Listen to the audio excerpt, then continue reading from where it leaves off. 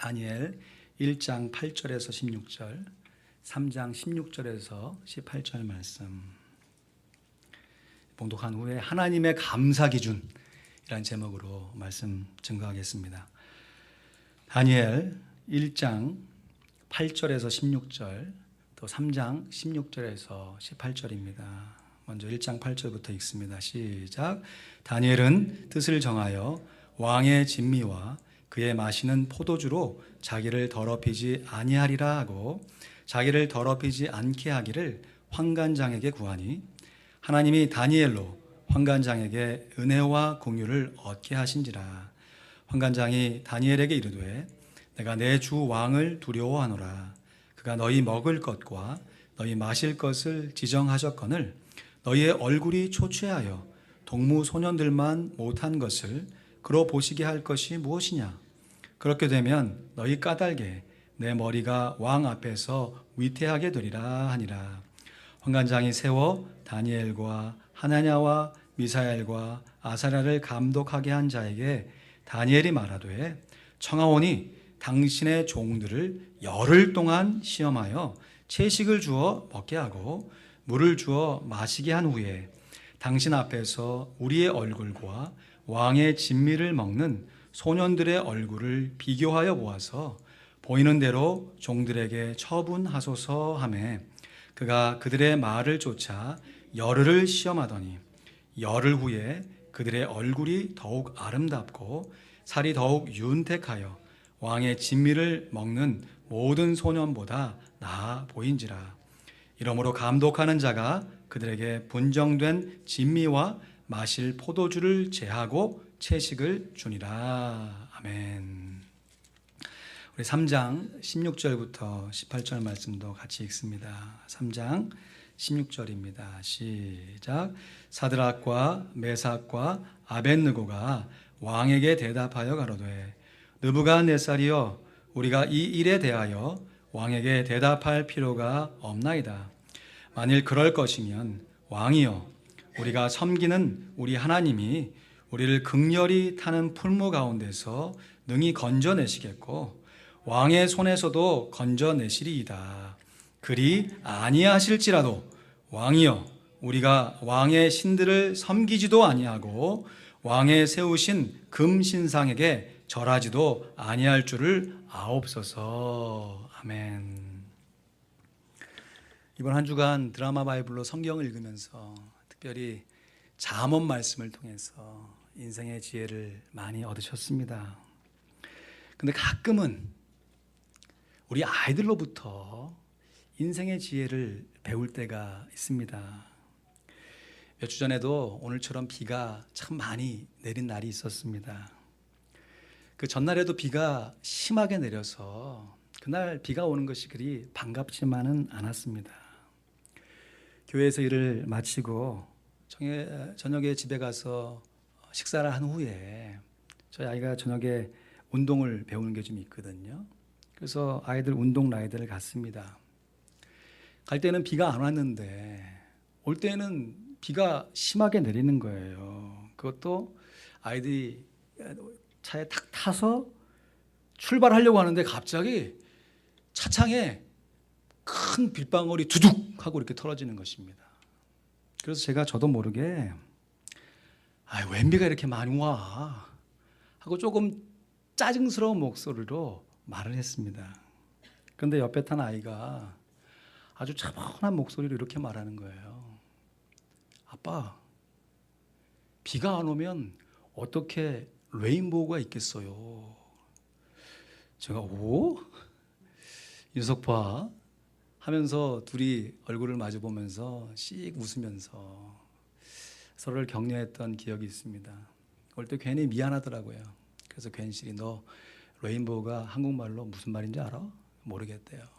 그래서 레인보우가 무지개예요. 그거 옛날에 배웠던 건데 했던 기억이 있습니다. 사랑하는 성도 여러분, 비가 오지 않으면 어떻게 무지개가 있을 수 있겠습니까? 우리 인생에 고난이 없다면 우리가 어떻게 영광을 누릴 수 있겠습니까? 우리 인생에 죽음이 없다면 우리가 어떻게 천국을 바라볼 수 있겠으며, 다른 사람을 위한 희생이 없다면 어떻게 내 인생에 진정한 감사가 있을 수 있겠습니까? 우리가 주어지는 상황에 따라서 감사한 것도 감사한 것이지만, 때로는 그 상황을 뛰어넘는 그 감사로 감사할 수 있는 인생의 지혜가 있어야 하겠습니다. 인생을 아무리 오래 살아도 지혜롭지 못해서 감사하지 못하는 사람들이 많이 있고, 아직은 어린 소년일지라도 하나님의 지혜로 감사하며 하나님께 영광을 돌리는 사람들이 있습니다. 다니엘과 세 친구는, 오늘 본문에 기록된 이 소년들은 1장 4절 말씀에 보니까 아직 10대 소년들이었습니다.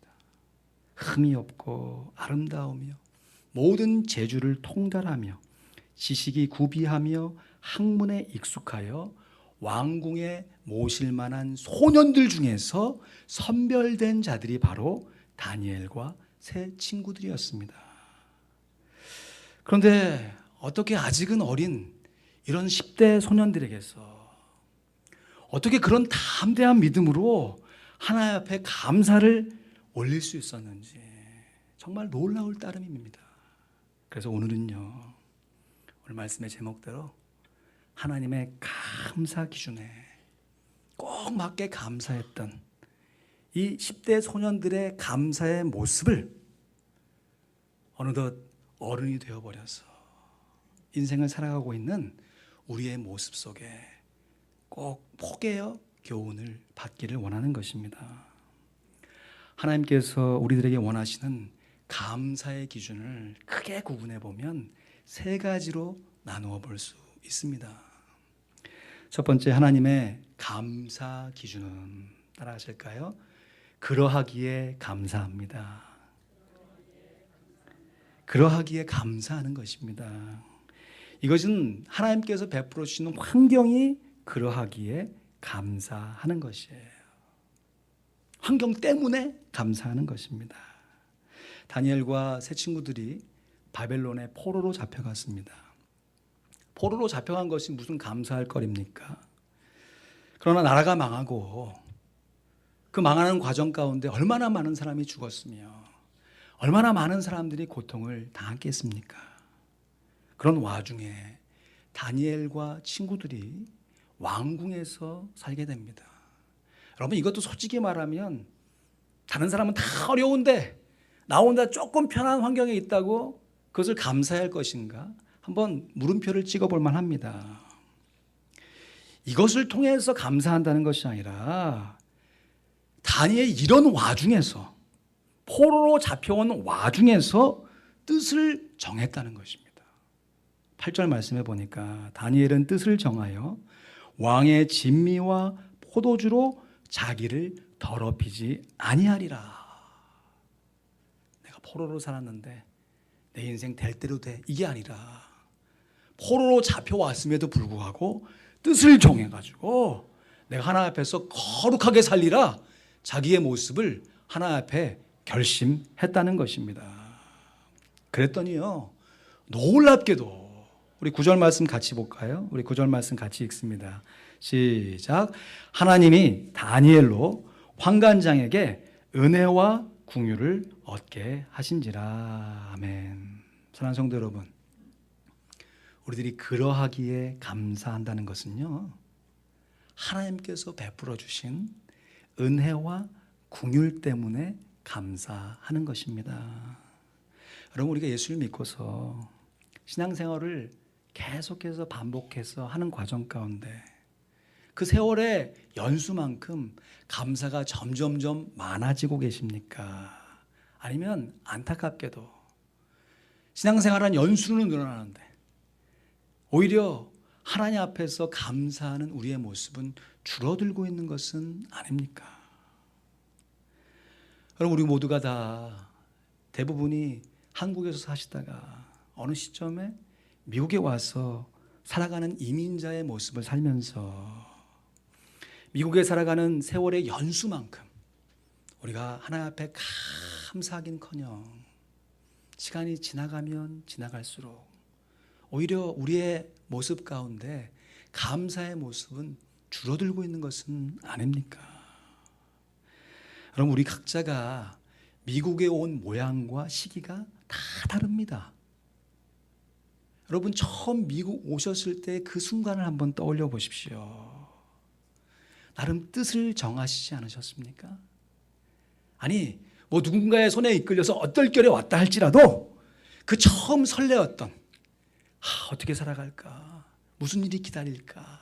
했던 그 기대감을 한번 떠올려 보십시오. 저는 미국에 유학으로 처음 왔기 때문에 올 때 대사관에서 학생 인터뷰, 학생 비자를 받는 인터뷰를 받아야 했습니다. 뭐 대사관이라고 가본 적이 있어야죠. 나름 긴장을 하고 설레이면서 줄을 딱 서 있는데 창문들이 이렇게 여러 개 이렇게 있고 앞에 심사관들이 그 인터뷰하는 사람들을 서류를 살펴보고 심사해요. 근데 어떤 깐깐하게 보이는 여성분이 아니나 다를까 그 앞에 있는 남자에게 막 질문 공세를 하면서 그 남자가 막 쩔쩔매면서 대답을 못하고 있는 그 안절부절한 모습을 본 거예요. 그러면 속으로 하나님, 다른 사람은 다 괜찮은데 저 사람은 좀 피하게 해주세요. 저 사람은 좀 제 앞에서 좀 딴 사람 가게 해주세요. 뭐 그랬던 마음의 심정도 있었어요. 저 앞에 이왕이면 좀 푼하게 생긴 남자에게 제가 좀 심사를 받았으면 좋겠네요. 여러분, 제가 비자를 받을 수 있었던 이유는 제가 비자를 신청했기 때문이죠. 그러나 엄밀하게 말하자면 제가 비자를 받을 수 있었던 것은 그 심사관이 제 비자를 승인해 주었기 때문입니다. 여러분, 우리들이 각자 예수 믿는 모양과 시기가 다 달라요. 어떤 분은 부모님이 예수 믿기 때문에 태어나면서부터 신앙생활을 시작한 사람들이 있고요. 어떤 사람들은 처음에는 전혀 예수님을 몰랐는데 인생에 살아가는 순간 가운데 예수님을 믿고 하나님의 자녀가 되신 분들이 있습니다. 우리의 신앙생활의 모습 가운데 처음 신앙생활을 시작했던 그 감사함과 평안함을 한번 떠올려 보십시오. 여러분, 이 세상에 얼마나 많은 사람들이 있습니까? 또 우리가 살기 전에 얼마나 많은 사람들이 있었으며 또 우리가 죽은 후에도 얼마나 많은 사람들이 이 세상에 살아갈 것이에요. 그 와중 가운데 어느 날 내가 뜻을 정해가지고 하나님, 제가 예수님을 믿겠습니다. 이게 놀라운 일이죠. 그래서 우리가 하나님의 자녀가 되었습니다. 그러나 엄밀하게 따지고 보면 우리가 뜻을 정해서 예수님을 믿겠다고 결단했지만 예수님을 믿고 하나님의 자녀가 될 수 있도록 하나님께서 우리에게 은혜와 공유를 베풀어 주신 줄로 믿습니다. 그러하기에 감사한 것이에요. 그렇게 베푸신 하나님의 환경 때문에 우리가 하나님 앞에 감사하는 것입니다. 내게 베풀어 주신 모든 환경이 하나님께서 베풀어 주신 은혜와 공율이라는 것을 믿고 하나님 앞에 감사하는 것입니다. 두 번째, 하나님의 감사의 기준은 따라 하시죠. 그러므로 감사합니다. 그러므로 감사하는 것입니다. 이것은 되어진 어떤 결과가 있기에 그 결과를 가지고 하나님 앞에 감사하는 것이에요. 다니엘은 자신이 뜻을 정하고 환관장에게 은혜와 공유를 입어서 열흘 동안 시험 삼아서 채식을 하게 됩니다. 그런데 만에 하나 그렇게 뜻도 정하고 공유와 은혜를 입어서 열흘 동안 채식만 했는데 다른 동료들보다 얼굴이 퀭하고 막 더 푸석푸석하고 초췌하고 다른 친구들은 막 얼굴 기름기로 막 그냥 번쩍번쩍한데 자기는 고기를 하나 먹지 않아 가지고 얼굴이 그냥 푸석푸석하고 파리에 갔다면, 그 되어진 결과가 그렇게 됐다면 어떻게 되었을 뻔하겠냐는 것이에요. 그러나 정말 감사하게도 다니엘은 자기가 뜻한 대로 환관장에게 은혜와 긍휼을 입은 대로 시도를 해보았더니 그 시도한 결과가 너무나도 좋게 나왔던 것입니다. 15절 말씀해 보니까 열흘 후에 그렇게 시험 삼아 했던 일들이 지난 후에 그들의 얼굴이 더욱 아름답고 살이 더욱 윤택하여 왕의 진미를 먹는 모든 소년보다 나아 보인지라. 다니엘이 자기가 정한 뜻대로 되어진 결과를 얻은 것이죠. 이런 결과를 얻으면 당연히 그러므로 감사해야 할 줄 믿습니다. 그래서 그러므로 감사는 어찌 보면 지극히 당연한 감사예요. 그런데 안타깝게도요, 그러므로 감사해야 할 지극히 당연한 감사를 하나님 앞에 드리지 못하는 사람들이요, 의외로 많습니다. 감사할 결과를 가졌음에도 불구하고 감사하지 않는 사람들이 많다는 것이에요. 그것은 그 결과가 내가 노력한 결과물이지 하나님의 은혜의 결과물이라는 것을 인정치 못하기 때문이에요. 그래서 우리들이 얻은 이 리시브한 구원은 절대로 우리들의 노력의 결과물일 수가 없는 것이에요. 내 노력과 내 열심으로 구원을 내가 얻었다, 어치브했다 라고 하면 우리의 인생 가운데 궁극적으로 감사가 사라지기 때문에 그렇습니다. 에베소 2장 8절 9절 말씀에 너희가 그 은혜를 인하여 믿음으로 말미암아 구원을 얻었나니 이것이 너희에게서 난 것이 아니요 하나님의 선물이라. 행위에서 난 것이 아니니 이는 누구든지 자랑치 못하게 함이니라. 거꾸로 돌려보면 이는 누구든지 하나님께 감사케 하려 함이니라. 비단 우리들이 구원받은 것뿐만 아니라요, 구원받은 이후에 우리가 누리고 있는 우리의 삶의 모든 결과물이 다 하나님의 은혜인 줄로 믿습니다. 내가 열심히 수고해서 얻은 소득, 내가 열심히 일한 것이죠. 그러나 하나님의 은혜예요. 내가 열심히 노력해서 얻은 성공, 나의 노력이지만 하나님의 은혜입니다.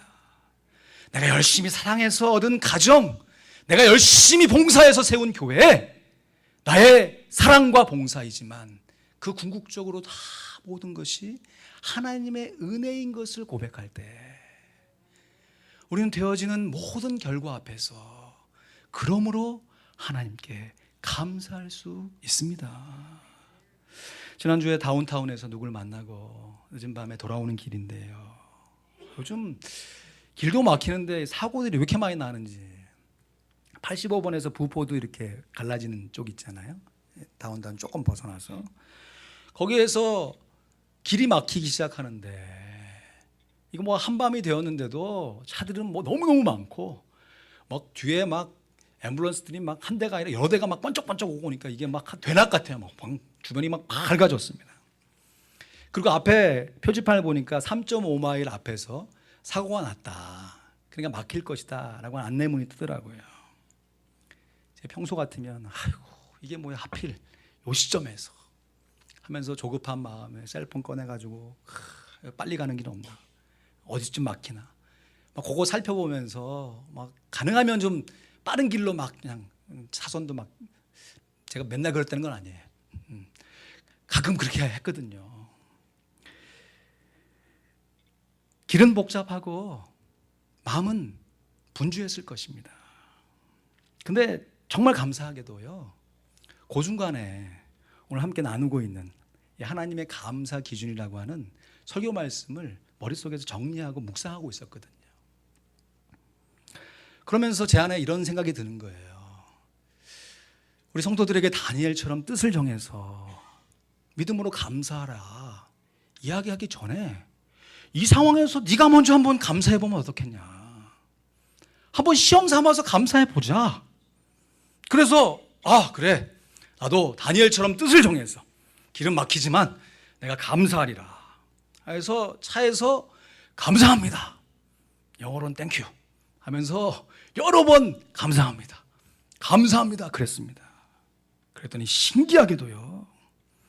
그렇게 막혔던 길이 갑자기 뽕! 하고 뚫리지가 않는 것입니다. 길은 여전히 막혀 있는 것이에요. 근데 놀랍게도요. 제 마음 가운데 불평의 막힘이 뽕! 하고 뚫려지는 것입니다. 똑같이 막혀있는 그 상황 속에서도 마음에 시온의 대가 쫙 열려서 감사하는 것이에요. 조급해지지 않는 것이에요. 여러분, 제가 지금 차 안에 있지 않잖아요.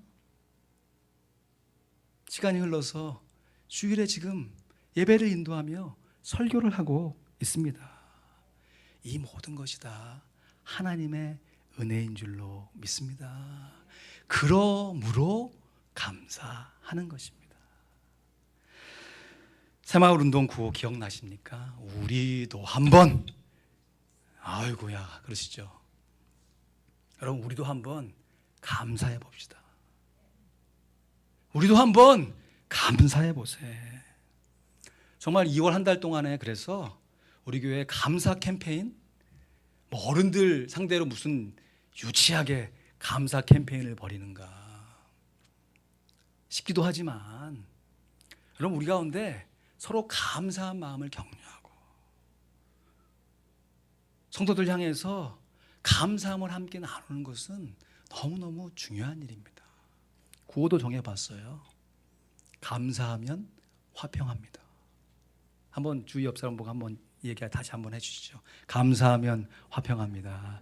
예, 감사하면 화평합니다. 아멘. 그냥 되는 거 아니에요. 순간순간마다 불평과 원망이 툭툭 터져나오기 때문에, 그럴 때 아유 내가 정했는데 실패했어 해서 지금까지 해왔던 거 그냥 깡그리다 없던 걸로 해가지고 그래 나는 이제 불평할 거야 이렇게 나가는 것이 아니고, 캠페인을 벌인다고 하는 것은 분명히 넘어져서 불평할 수 있어요. 분명히 넘어져서 원망할 수 있다니까요. 근데 내가 그렇게 뜻을 정했지, 자기 스스로의 마음을 다시금 추스리는 거예요. 그리고 서로를 격려하는 것입니다. 그리고 내가 감사할 거야. 실제로 감사의 말을 입으로 떼는 것입니다. 우리도 시험 삼아 열흘 동안 감사해 볼까요? 제 생각에는 열흘 갖고는 좀 부족한 것 같아요. 30일. 2월 달이니까 30일이 안 되네요. 2월 한 달간 다음 주엔 그래서 좀 감사할 수 있도록 여러분에게 뭐 좀 나눠드리려고 그래요. 그것을 보고라서라도 원망했다면 아니지, 우리 교회가 다 감사하기로 했지 하면서 감사, 식구들에게 감사하고 직장의 동료들에게 감사하고 우리 성도들에게 함께 감사를 나누는 우리 모두가 되기를 간절히 소원합니다. 세 번째 하나님의 감사 기준은 그럼에도 불구하고 감사하는 것입니다. 한번 따라하시죠. 그럼에도 불구하고 감사하겠습니다. 첫 번째, 그러기에 감사한 것이 환경 때문에 감사하는 것이고, 두 번째, 그러므로 감사한 것이 결과 때문에 감사하는 것이라면, 이 세 번째, 그럼에도 불구하고 감사한 것은요, 주님 때문에 감사하는 것입니다. 그리 아니하실지라도 감사하는 것이에요. 다니엘서 3장 18절 말씀에 그리 아니하실지라도, 여러분 이거 10대 소년들이 하나님 앞에 감사의 고백을 올린 것입니다. 그리 아니하실지라도 왕이요, 우리가 왕의 신들을 섬기지도 아니하고 왕의 세우신 금신상에게 절하지도 아니할 줄을 아옵소서. 다니엘의 친구들은 그리 아니하실지라도 하나님께 감사했습니다. 감사할 환경이 없을지라도, 감사한 결과가 없을지라도 하나님 살아계시기에 감사했던 것입니다. 저도 중고등학교 시절 때 참 많이 불렀던 복음성가 중에 하나가 그리 아니하실지라도. 이 찬양의 가사가요, 그때도 멜로디도 좋고 경쾌하고 해서 기타 치고 친구들하고 많이 불렀던 기억이 있는데, 이 한 주간 설교를 준비하면서 이 찬양을 부르면서 하나님 앞에 제 마음에 감사를 드리는데, 야, 이렇게 간결한 가사에 이렇게 심오한 의미가 숨어 있었나 싶어서 새삼 하나님께 감사했어요. 그리 아니하실지라도 감사해요. 주님 뜻을 믿기 때문이죠. 그리 아니하실지라도 사랑해요. 합력해서 선을 이루어요. 언제나 나를 향한 진실한 사랑. 근데 거기서 끝나는 것이 아니라 우리를 향한 그 크신 사랑. 그래서 우리가 함께 높이며 주를 찬양해. 할렐루야, 하나님께 영광. 여러분, 우리가 그리 아니하실지라도 하나님께 감사하며 찬양하면요, 기적이 일어나는 줄로 믿습니다. 근데 기적이 크게 두 가지로 일어나요. 다니엘의 세 친구들이 그 풀물불에 들어갔잖아요. 그 풀물불을 지피는 사람들도 화상을 입었는데 이 세 친구들이 거기에 들어가서 말씀해 보니까 머리카락 하나 상하지 않고 그을린 냄새 하나 없이 걸어갔던 그 풀물불에서 도로 걸어 나왔습니다. 우리가 하나님 앞에 그리 아니하실지라도 감사하면 하나님께서 환경과 우리의 이성을 뛰어넘는 하나님의 기적을 보여주시는 줄로 믿습니다. 그런데 또 한 가지 기적이 있습니다. 하나님께서 원하시는 이 분명한 감사의 기준대로 그리 아니하실지라도 감사했건만 환경의 변화는커녕 형장의 이슬로 순교의 제물로 사라져간 수많은 성도들이 있습니다. 여러분, 이제 2월이 되면 우리가 신약 관통 세미나 세 번째 공동서신 히브리서부터 신약 성경의 마지막인 요한계시록까지를 공부하려고 합니다. 그런데 1세기 당시의 성도들의 모습과 21세기 지금 우리의 모습과는 커다란 차이가 있습니다. 그것은 바로 순교입니다. 적어도 미국에서 살고 있는 그리스도인들에게 순교라고 하는 단어는 나하고는 별개된 것, 나하고 상관없는 단어로 여길 것입니다. 그러나 1세기의 성도들은 다른 이유가 아닙니다. 법을 어겼기 때문에 그런 것이 아니고 다른 사람을 죽였기 때문에 그런 것이 아니고 예수 믿는다는 그 한 가지 이유만으로 순교를 당했습니다. 그렇게 순교를 당하여 사라져가는 성도들을 바라보면서 여전히 믿음을 지키고 있는 남아있는 교회의 성도들에게 주신 말씀이 공동서신과 요한계시록의 말씀인 것입니다. 하나님의 은혜로 자기의 믿음을 지키기 위해서 초대교회의 수많은 성도들이 다니엘처럼 새 친구처럼 그리 아니하실지라도 내가 하나님의 믿음을 지키겠습니다, 감사하며 고백했건만 그로 인한 결과는 대부분의 사람들이, 간혹 한두 명의 교부들의 간증이 있기는 하지만 대부분의 성도들이 순교를 당해 죽었습니다. 그래서 사도 베드로전서 4장 12절 말씀에 사랑하는 자들아 너희를 시련하라고 오는 불시험을 이상한 일을 당하는 것 같이 이상히 여기지 말라. 여기서 말하는 불시험이란 문자적으로 화형을 당해가지고 불로 태움을 받아 죽임을 당하는 것을 얘기하는 것입니다. 그때 13절 말씀에 오직 너희가 그리스도의 고난에 참여하는 것으로 즐거워하라. 이는 그의 영광을 나타나실 때 너희로 즐거워하고 기뻐하게 하려 함이니라. 이것이 하나님께서 우리에게 주시는 하나님의 말씀인 것입니다. 지금도 제게 생생하게 기억이 나는 장례식이 있습니다.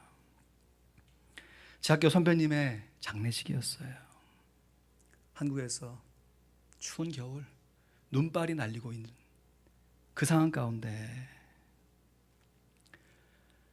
선배 선교사님이 장례식의 주인공이었습니다. 신대원을 마치자마자 이 선배 선교사님이 아프리카에 가서 나는 사역을 하리라. 그래서 당시에 이 교단적으로 그런 선교사님들을 함께 모아가지고 동남아시아에서 선교 훈련을 한 1년 정도 합숙해서 시키고 있었던 순간이었습니다. 이제 몇 달 후면 선교 훈련을 다 마치고 그토록 꿈에 그리던 아프리카로 파송되기 얼마 남지 않은 시간이었어요. 하루는 집에 아이들을 두고 선교사님과 사모님이 남은 훈련을 마치기 위해서 선교센터로 가는 중에 교통사고가 크게 일어났습니다. 그리고 정말 안타깝게도 그 사고의 현장에서 선교사님 부부가 숨을 거두고 말았습니다.